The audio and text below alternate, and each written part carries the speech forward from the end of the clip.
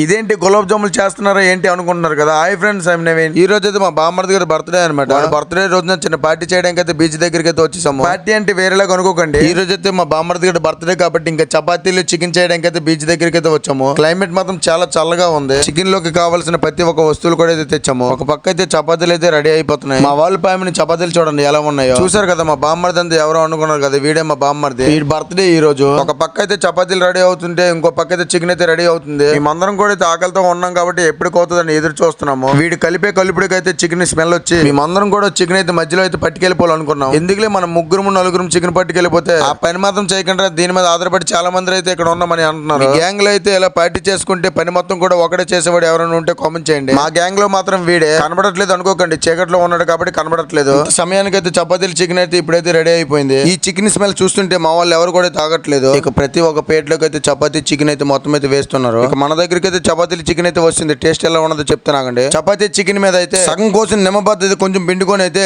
అలా ఈ చల్లని క్లైమేట్ లో తింటుంటే నా సౌమ్యంగా ఈ వేడి వేడి చపాతీలు ఈ చికెన్ తింటుంటే ఈ క్లైమేట్ లో మాత్రం బుర్ర పాడైపోయింది. టేస్ట్ కూడా చాలా బాగా ఉంది. మీరు వెళ్లే ముందు అయితే మన రోహిత్ అయితే బర్త్డే విజిట్ చేసేయండి. మీరు ఎవరైనా సరే ఇలా బీచ్ లో అయితే చికెన్ చపాతీలు చేసుకునే వారైతే ఎవరైనా ఉంటే కామెంట్ చేయండి. లైక్ చేయడం మాత్రం అసలు మర్చిపోకండి. ఓకే బాయ్ ఫ్రెండ్స్, మళ్ళీ నెక్స్ట్ వీడియోలో కలుసుకుందాం.